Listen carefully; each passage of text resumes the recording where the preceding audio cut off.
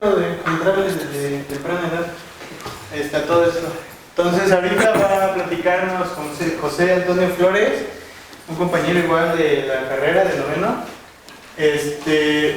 sobre diagramas de fases de QCD, cromodinámica cuántica. Y él trabaja con Alejandro Ayala en el Instituto de Ciencias Nucleares y este es su proyecto de servicio social, para que vean un poquito. Entonces dejamos. Hola, ¿qué tal? Quiero agradecer a todos los que asistieron. También quiero agradecer al coloquio de estudiantes por permitirme dar esta charla, ¿no? Pues bueno, vamos a iniciar. Bueno, yo voy a exponer del diagrama de fases de QCD.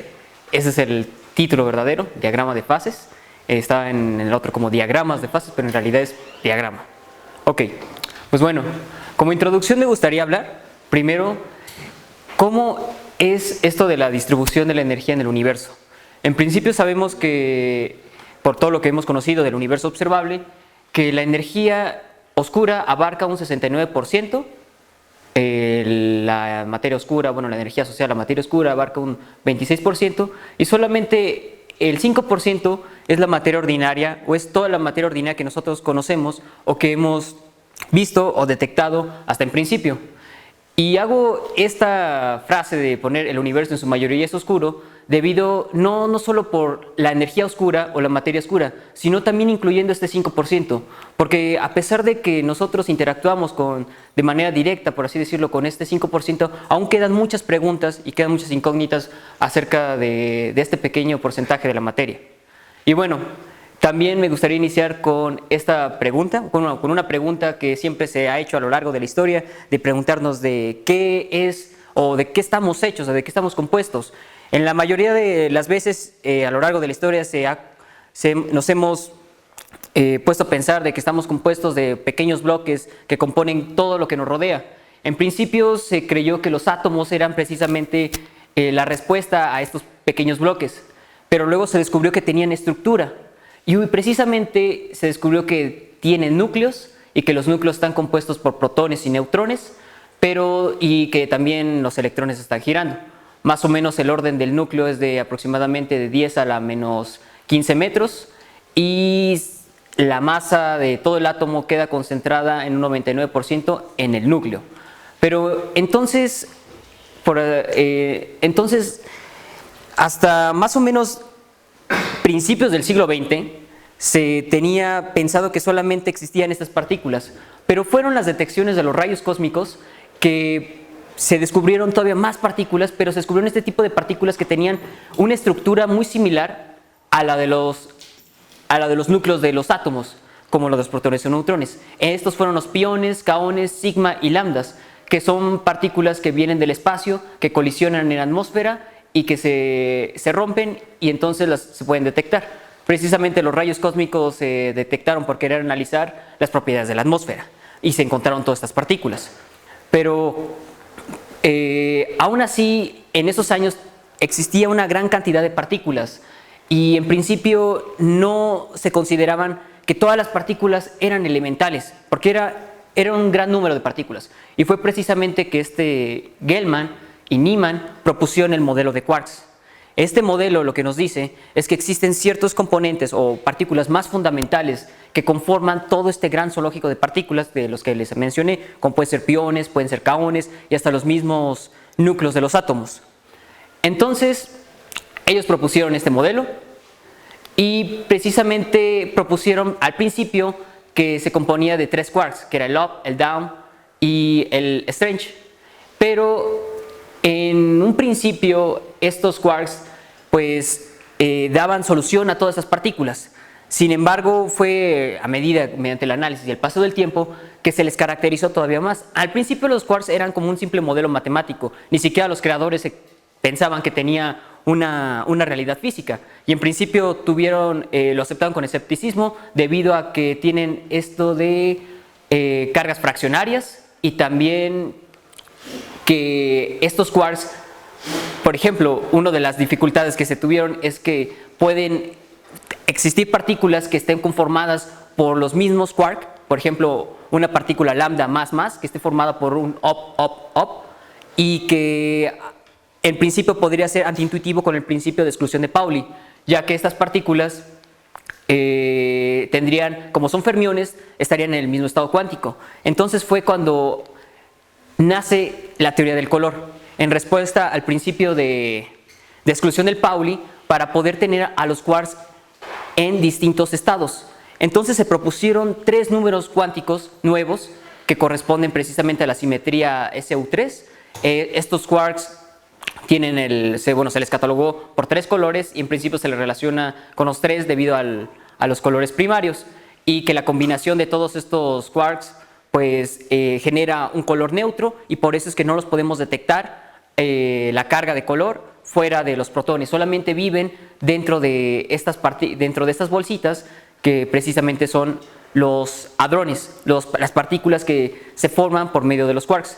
Bueno, la QCD es la teoría que describe las interacciones fuertes a través de los quarks y los gluones. Es una teoría cuántica de campos. Cuando me refiero a una teoría cuántica de campos, es muy parecida a la teoría clásica. En principio, nosotros podemos considerar a la teoría clásica, como el electromagnetismo, la gravedad, que son teorías que, bueno, más bien son campos que surgen a través de las partículas. Este más o menos es el símil. Nosotros tenemos una partícula y entonces permea todo el espacio, y cuando analizamos precisamente a estos campos, se deben a la presencia de las partículas. En la teoría cuántica de campos es lo contrario. Nosotros tenemos a los campos que permean todo el espacio, y debido a las perturbaciones que surgen de ellos, surgen las partículas. Y también, dado que los campos están cuantizados, y tenemos precisamente, tenemos este enfoque cuántico de los campos. Entonces, los campos van a ser lo que nos van a describir toda la teoría de las partículas, y también son en el lenguaje en el que se hablan las partículas elementales. Pues bueno, también cuando me refiero a una teoría no abeliana, es el modo en el que las transformaciones de simetría se le aplican a estos campos, ya que no es lo mismo aplicarla por la izquierda o por la derecha. Entonces eso adquiere un poco el lenguaje matemático cuando tenemos esto de los grupos abelianos esto de los grupos abelianos. Entonces, pues bueno, a las partículas que se forman precisamente por quarks, por medio de la interacción fuerte, las podemos clasificar como hadrones. Y existen 2 tipos, los mesones. Los mesones son las partículas formadas por un quark y un antiquark, y que están ligadas por medio de la interacción, por medio de los gluones que están compartiendo. Es la partícula precisamente portadora de la interacción. Los bariones están conformados por 3 partículas, por 3 quarks, pueden ser up, down, cualquiera de las combinaciones, pero que precisamente también están compartiendo gluones. Y precisamente los bariones y los mesones son 2 tipos de hadrones. Existen otro tipo de hadrones teorizados, pero hasta el principio solamente se han detectado estos 2. Y precisamente los gluones son las partículas portadoras de la interacción fuerte. Estas partículas, haciendo el símil, por ejemplo, con la electrodinámica cuántica, los electrones son las partículas parecidas como los quarks, son las partículas fermiónicas de materia, y los fotones son las partículas que comparten la interacción electromagnética. Pero sabemos que los fotones no tienen carga. En cambio, los gluones sí tienen carga, pero no tienen carga eléctrica, tienen carga de color. Y eso conlleva que ellos pueden interactuar con ellos mismos. Y eso complica un poco más las cosas a la hora que se quiere trabajar con la QCD.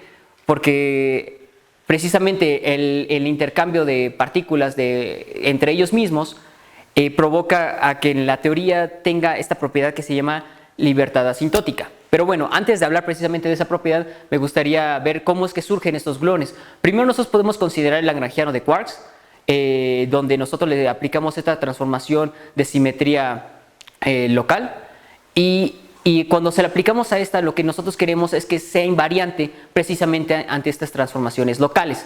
Pero para esto se tiene que modificar la derivada. Entonces, cuando modificamos la derivada, le agregamos este término. Y precisamente este es un campo que se conoce como campo de norma. Y es un campo que se puede escribir en términos de potenciales, por así decirlo, como es el campo electromagnético en términos de potenciales.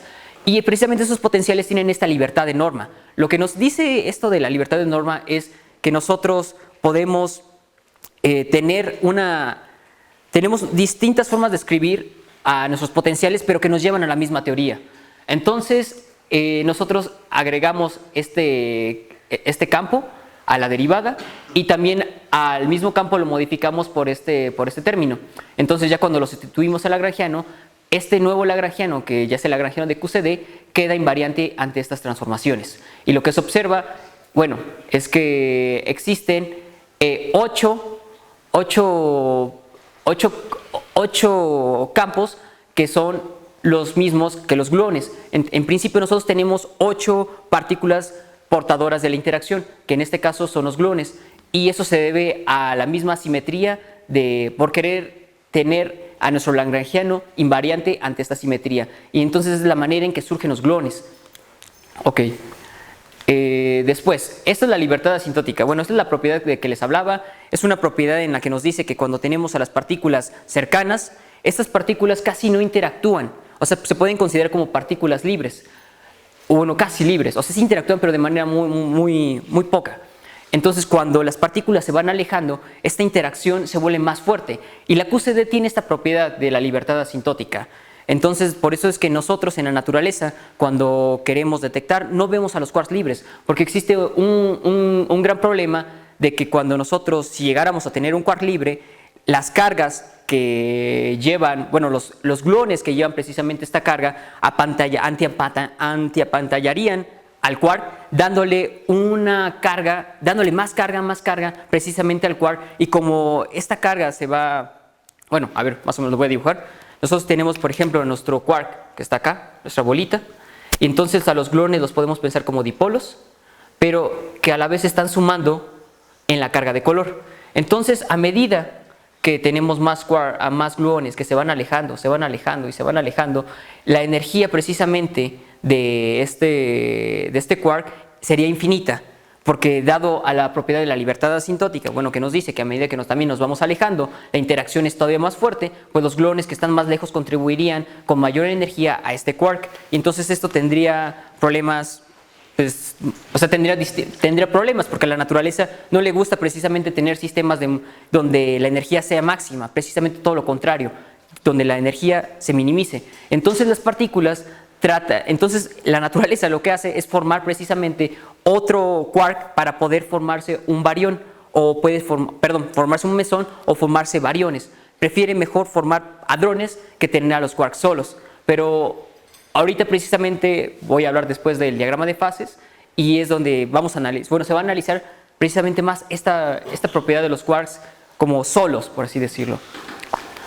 Entonces, el condensado de quarks y gluones, o el plasma de quarks y gluones, es esta fase de la materia fuertemente interactuante, donde tenemos a los quarks y a los gluones en sus grados de libertad.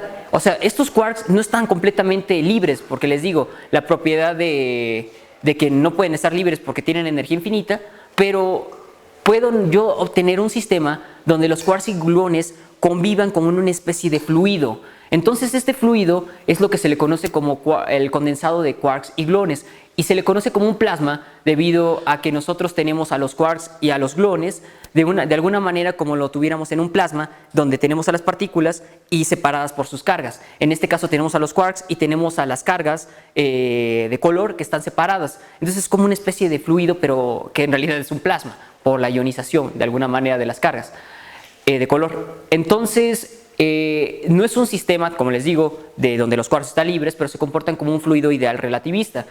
Precisamente esto es una colisión que se obtiene. Bueno, este condensado de quarks y gluones se puede obtener, se ha obtenido experimentalmente por colisiones de plomo-plomo,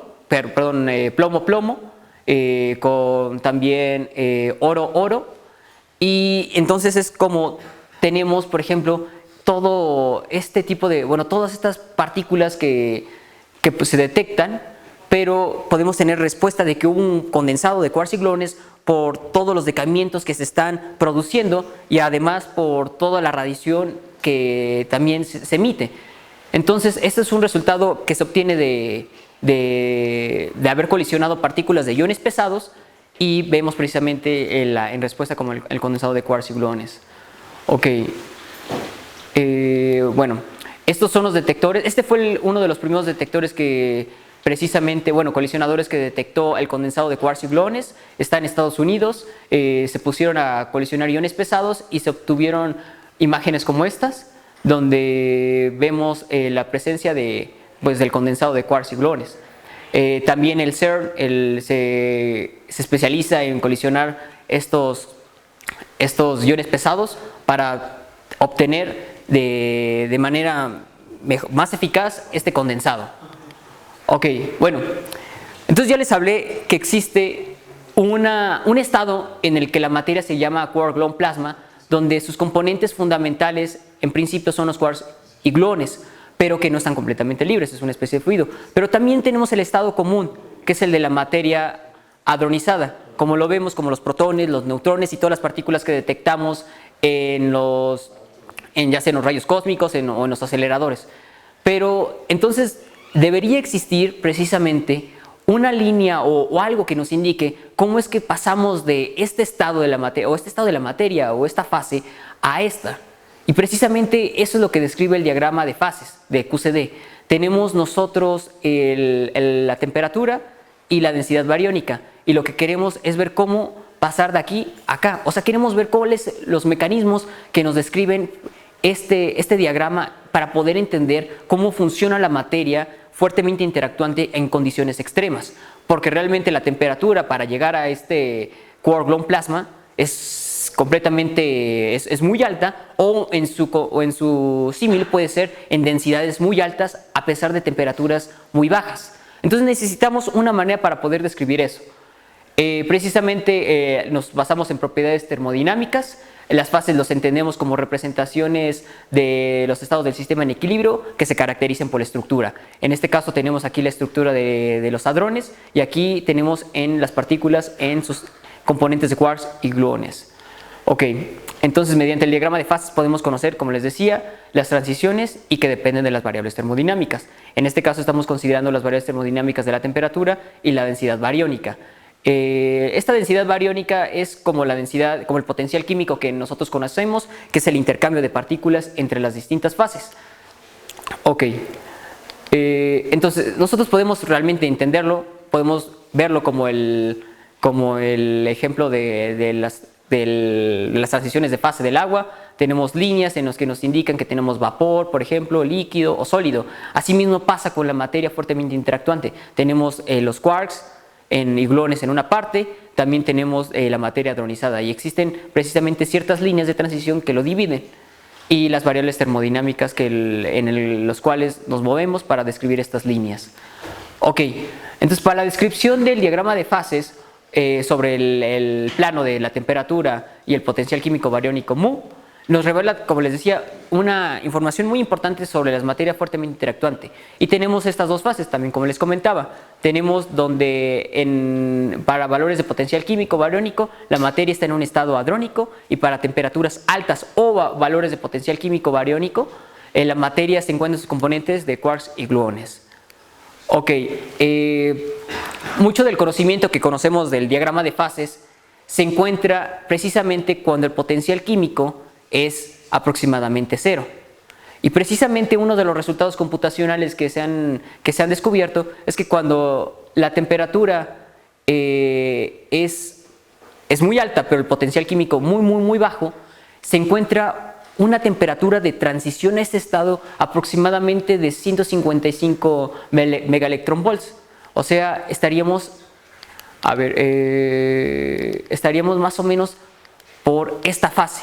Es decir, más o menos aquí se encuentra, por más o menos esta parte, la transición.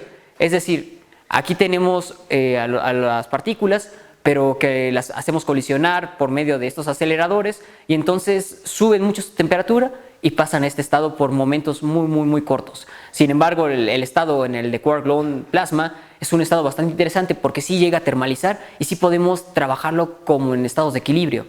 Ahora, esta zona en la que está aquí se le conoce como es un crossover. Un crossover es una transición, pero no es una transición de fase como tal. Es muy parecida como una transición de fase de segundo orden, solo que difiere que de cuando va bajando se mantiene de manera constante, y no es como las transiciones de fase que nosotros hemos visto. Por ejemplo, las transiciones de fase de primer orden están caracterizadas por las derivadas del potencial de Gibbs. Por ejemplo, si nosotros tenemos una transición de primer orden, esta derivada es es discontinua y entonces vemos el cambio muy abrupto. Pero cuando tenemos las de segundo orden, este cambio, la otra derivada es precisamente la que tiene el cambio abrupto, pero vemos que la transición de segundo orden es más suave. Ahora, entonces, precisamente existen también otros modelos que muestran que para las temperaturas bajas y potenciales químicos ya más elevados, es decir, más o menos por esta zona, la transición de fase es de primer orden. Entonces aquí tenemos una región de crossover y aquí tenemos una transición de fase de primer orden. Entonces debe existir un punto en la mitad del diagrama que nos lleve, bueno, que nos indique dónde comienza una y dónde termina otra, o dónde convergen ambas. Precisamente este punto se le llama critical endpoint, que es el que tengo acá, y es donde convergen dichas transiciones. Entonces, lo que nos interesaría es precisamente conocer el diagrama de fases, pero también conocer este punto, que nos dice también bastante información acerca de la materia fuertemente interactuante. Es muy parecido, por ejemplo, al punto crítico del agua, donde están convergiendo los tres estados. Por ejemplo, el sólido, líquido y gaseoso, en este punto. Ahora, nosotros, en principio, no sabemos del todo cómo es el diagrama en esta región. Este es un problema que tiene la QCD y se debe a la libertad asintótica. Cuando nosotros tenemos teorías a temperaturas bajas pero en densidades altas, la QCD no se puede analizar por medio de teorías perturbativas. Esto es lo que nos dice que no podemos tener como diagramas de Feynman o no podemos tener expresiones del potencial para poder resolverlo. Entonces aquí son realmente modelos, bueno, los modelos que conozco son modelos hidrodinámicos, pero realmente esta parte y esta región del diagrama de fases queda completamente desconocida.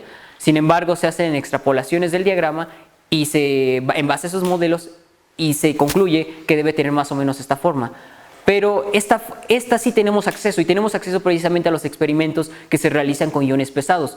Tenemos colisionamos a los iones y podemos identificar precisamente estas temperaturas.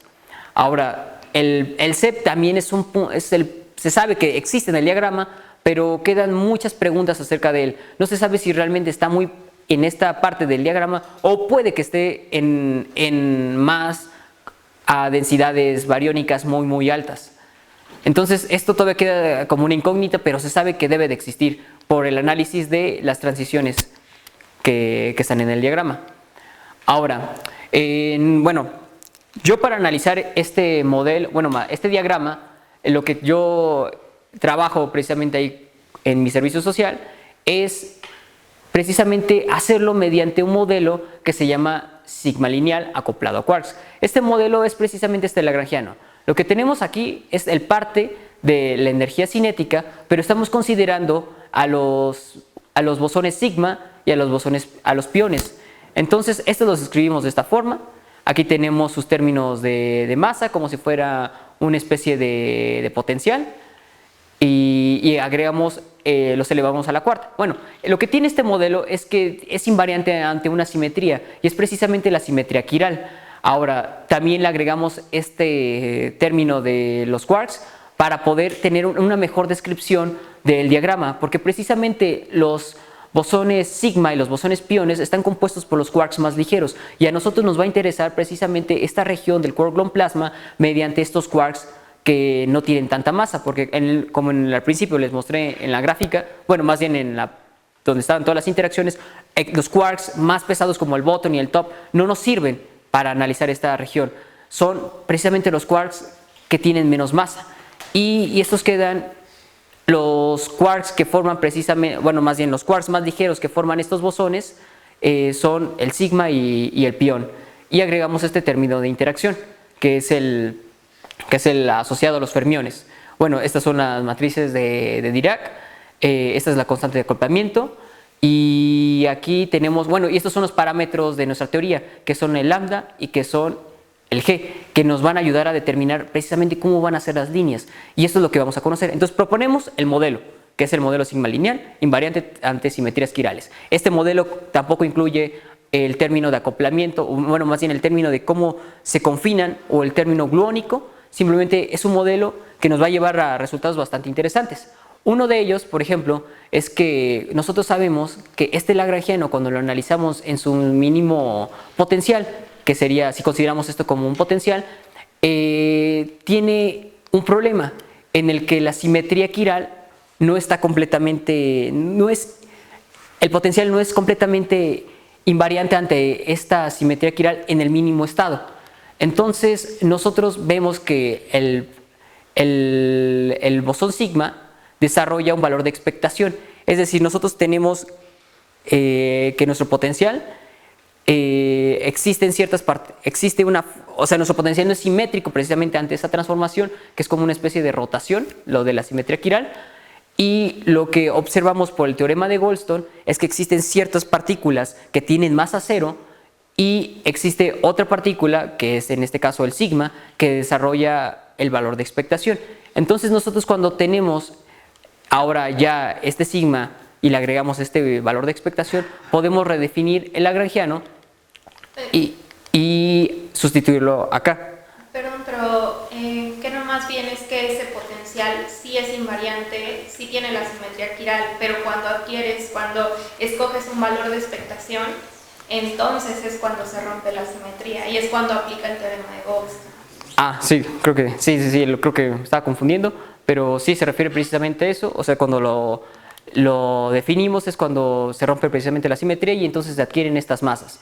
Tenemos las masas para el bosón sigma y las masas para los piones, y esto es la masa de los fermiones. Una vez que ya sustituimos este potencial redefinido en nuestro lagrangiano. Ahora, el orden de las masas es más o menos de 450 megaelectronvolts, 140 para los piones y 300 para el fermión. Ahora, nuestro potencial efectivo lo que va a incluir va a ser las contribuciones cuánticas precisamente de la cromodinámica cuántica. Nosotros vamos a considerar el potencial efectivo en dos casos. En un caso para alta temperatura y en un caso para baja temperatura, precisamente para describir esta región y esta otra región. Y va a ser en base a la forma del potencial y en base al potencial como vamos a detectar estas líneas de transición. Ahora, precisamente esta es la forma del potencial efectivo. Nosotros tenemos aquí en esta parte el término del potencial clásico, o lo que se le conoce como potencial árbol, y todo esto son las contribuciones cuánticas. Aquí tenemos las contribuciones de materia, y aquí también, tenemos las contribuciones de los fermiones. Estos son los términos de autointeracción, que es estarlo pensando cómo las partículas interactúan, consigo mismo y que dependen también de la temperatura y precisamente del potencial químico. Todo esto es para poder tener un mejor entendimiento del diagrama, pero esto solamente, como les decía, es para temperaturas altas. Ahora, lo de la autoenergía va a estar dada precisamente al análisis de estos diagramas de Feynman. Aquí nosotros vamos a tener que el pion interactúa consigo mismo.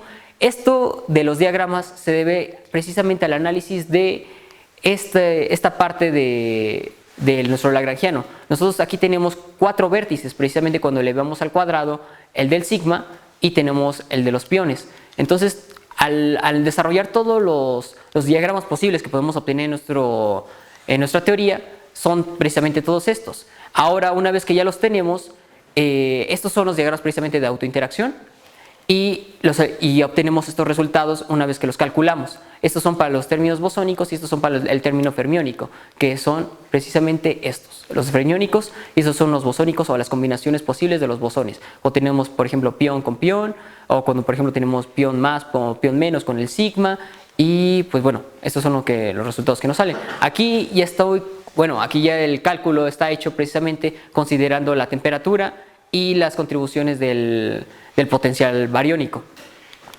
Ok, entonces, para la otra región del diagrama tenemos el potencial efectivo a temperaturas bajas.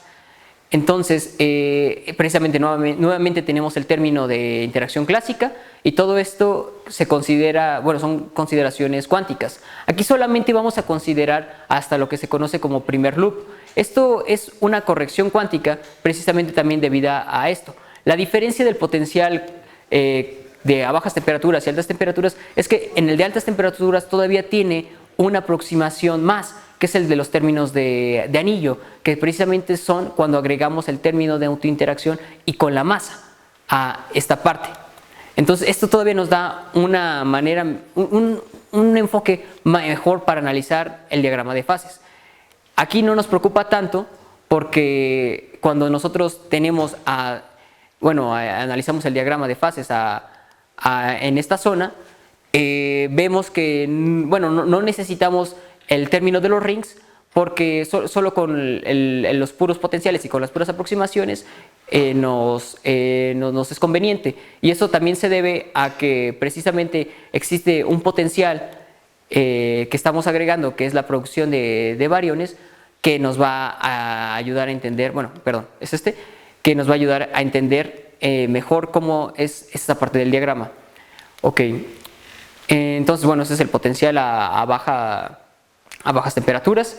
Precisamente, también lo podemos ver el potencial bariónico como en términos del potencial de quarks, que es 3 veces el bariónico, dado que el potencial bariónico se compone de 3 quarks, lo podemos ver de esta forma. Y este es el coeficiente este es el potencial que les menciono, que es el que nos va a ayudar a determinar precisamente en esta región, pero que está ligado por medio de esta constante. Dependiendo de esta constante es como nosotros vamos a analizar también este diagrama de fases.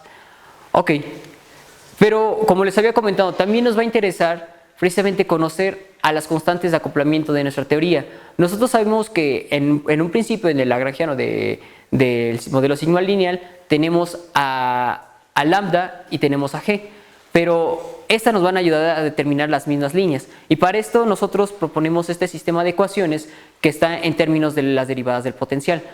Cuando nosotros queremos analizar precisamente los mínimos del potencial, evaluados cuando tenemos nuestro parámetro de orden, que es el valor de expectación que desarrolla el bosón sigma, y lo evaluamos en nuestra temperatura cero y en nuestro potencial bariónico crítico, y obtenemos esta relación, que tenemos esta ecuación que es tanto para el potencial, que es para el potencial de bajas temperaturas. También tenemos esta que corresponde al potencial efectivo cuando lo tenemos en otros mínimos, pero estas condiciones se ven bien en esta parte, porque nosotros cuando estamos en la región de primer orden vemos que aquí existe un mínimo y aquí existe otro mínimo. Lo que nosotros estamos analizando es precisamente la condición de mínimo por medio de la derivada, y cuando los mínimos, el valor del potencial cuando los mínimos coinciden, que precisamente es en esta parte. Aquí sabemos que el potencial efectivo vale 0 y aquí también, y es esta condición. Ahora, la segunda derivada nos va a determinar la masa de nuestro sistema. Nosotros vemos la derivada del potencial efectivo a alta temperatura y lo evaluamos en nuestro valor crítico, en nuestro valor de expectación a la temperatura crítica, y aquí lo estamos considerando con el potencial bariónico, evaluado en 0. Entonces lo que vemos es que tenemos en esta la masa del pión. Esto se debe precisamente a lo del rompimiento espontáneo de la simetría, donde precisamente esos son los bosones de Goldstone, que son nuestros piones, que cuando tienen estos valores es que valen 0. Ahora, en nuestra temperatura crítica, en la que estamos considerando, es de 170 megaelectronvolts, y es el parámetro de orden, y el potencial bariónico crítico es de 340 megaelectronvolts. Ahora, en base nosotros a la forma del potencial, podemos determinar cuáles son las transiciones de fase. Por ejemplo, aquí tenemos nosotros un mínimo degenerado.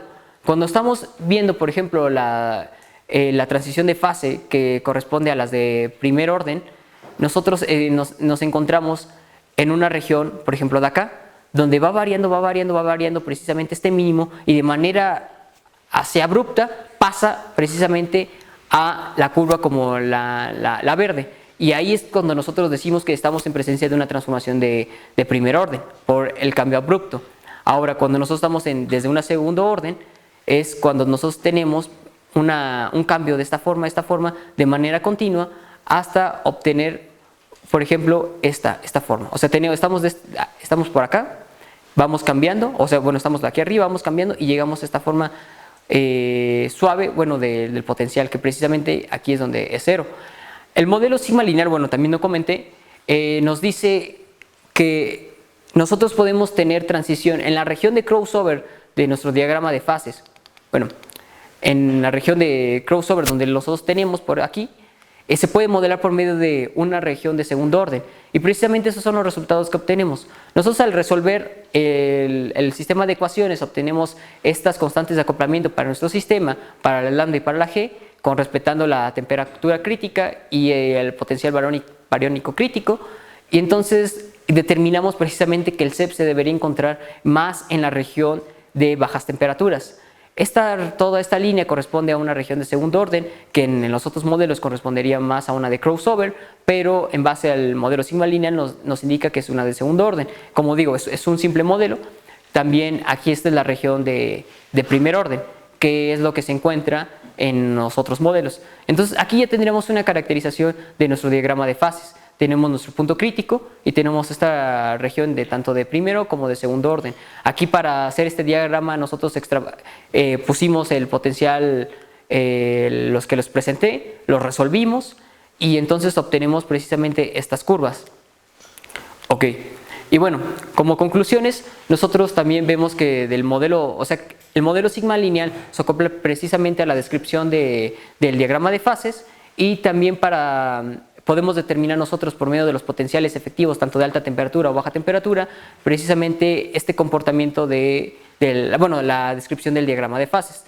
Y bueno, también otra de las conclusiones sería que, bueno, existen también otros modelos que nos pueden llevar a la descripción del diagrama de fases, pero algo muy interesante del modelo sigma lineal es que nos indica en la transición, bueno, nos indica más o menos propiedades de la simetría quiral. O sea, cuando nosotros estamos en la región del quark-gluon plasma, tenemos que nuestra simetría quiral se restablece, y cuando precisamente estamos en la región hadronizada, vemos que nuestra simetría está rota.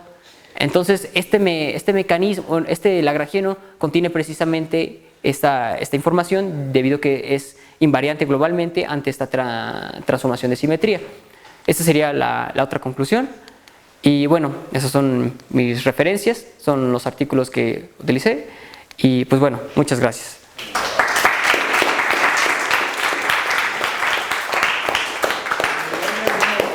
¿Algunas preguntas que quieran hacer? ¿En qué momento conectas tu teoría de campo con el concepto de temperatura?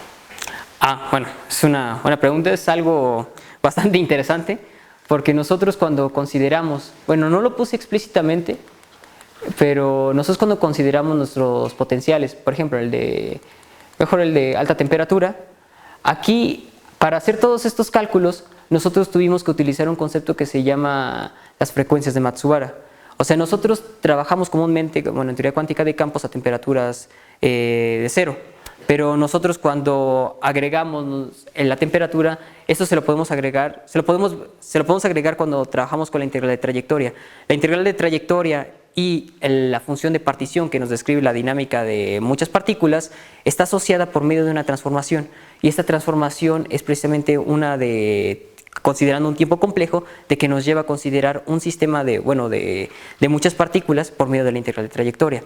Entonces ya cuando tenemos precisamente esta integral de trayectoria en base a esta transformación, nos surgen precisamente una serie, y esta serie se llama las frecuencias de Matsubara. Bueno, esta serie lleva adentro ahí las frecuencias de Matsubara, y en base a todo ese análisis podemos ya luego obtener precisamente la temperatura, porque ya estamos analizando un sistema de muchas partículas cuando consideramos esta transformación de Matsubara, considera el tiempo complejo. También existen otros enfoques, como puede ser el tiempo real, pero en este caso utilizamos esto.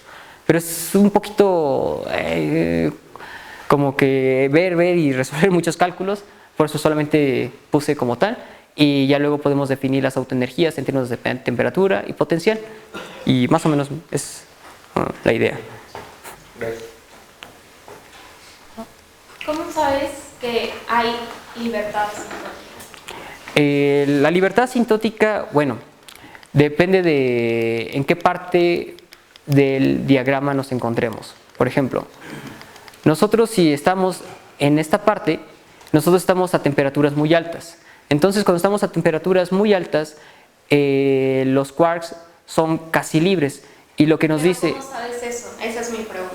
O sea, si ella dice Con que el más que la lagrangiano o ecuación. con tu Ajá. teoría de norma, ¿cómo sabes que ahí son casi libres?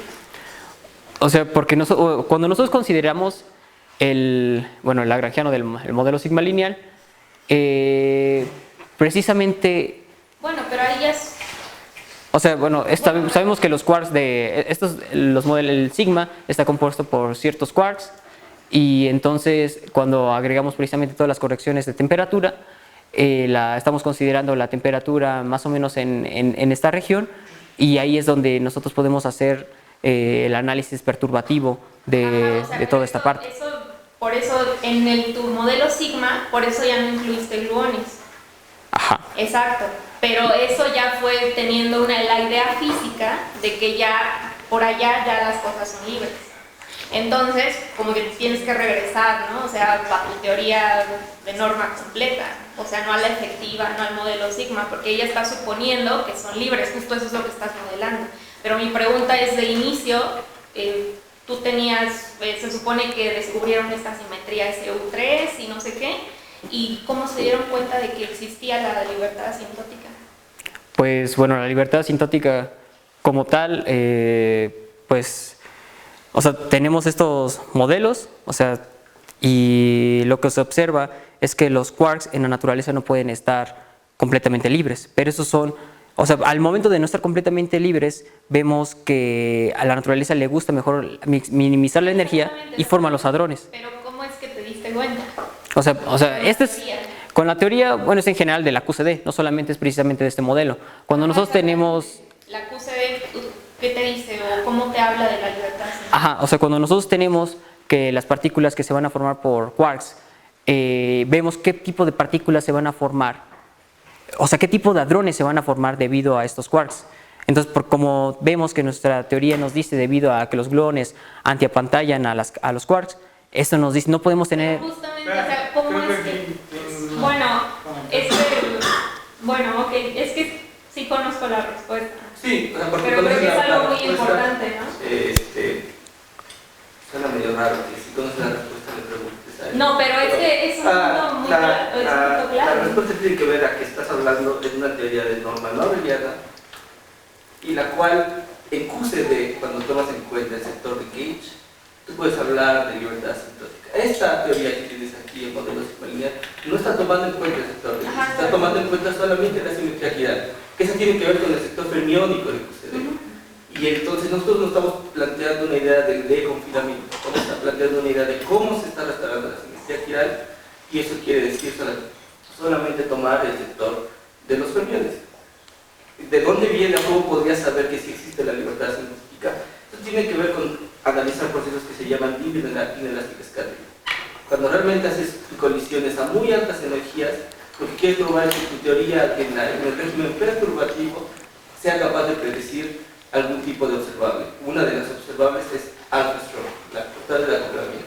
Y lo que podemos notar es que los resultados de más de 20 años de búsqueda respecto al valor de esa constante como función de la energía a la cual estás llevando tu sistema, le pega muy bien a lo que la teoría dice. Entonces, sí existe la libertad científica en el sentido de que sí puedes comparar con una observable este tipo de ideas. Tienes toda la razón que el sector de Gauge es fundamental para poder entender eso, pero nada más regresando al modelo sigma lineal, el modelo sigma lineal no tiene contemplado eso se puede incluir para estudiar el confinamiento, pero para que necesitaréis tener otro parámetro de orden que entendía como la transición.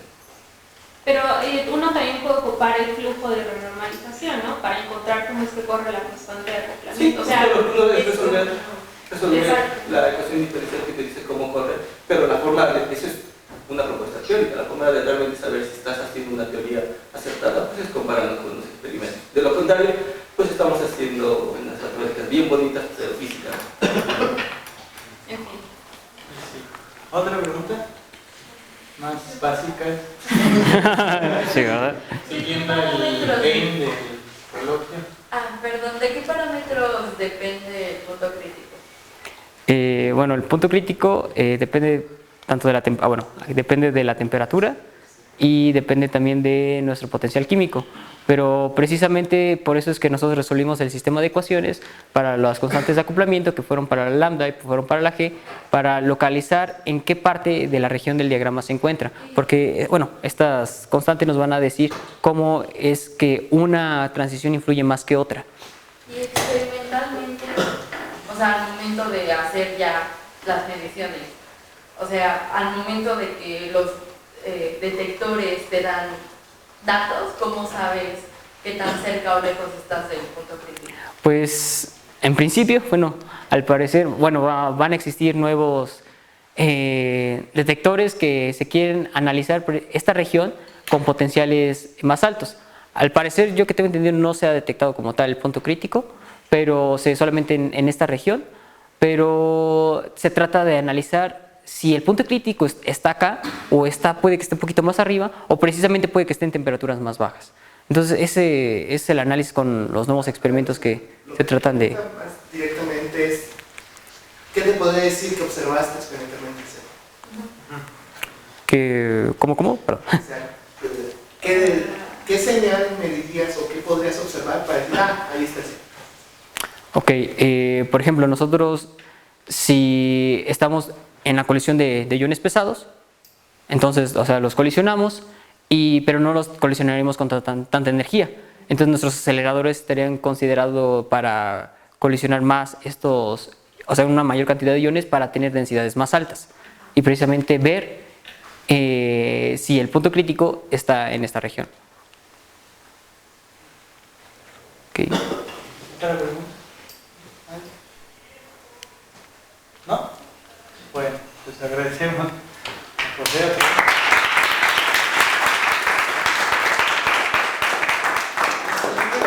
Ya que se acaba esto, la siguiente sesión es la última. Vamos a tener 2 charlas sobre meteoritos y sobre cristales polarizados, fotónicos, cristales fotónicos. Entonces, pues, están invitados para que vengan.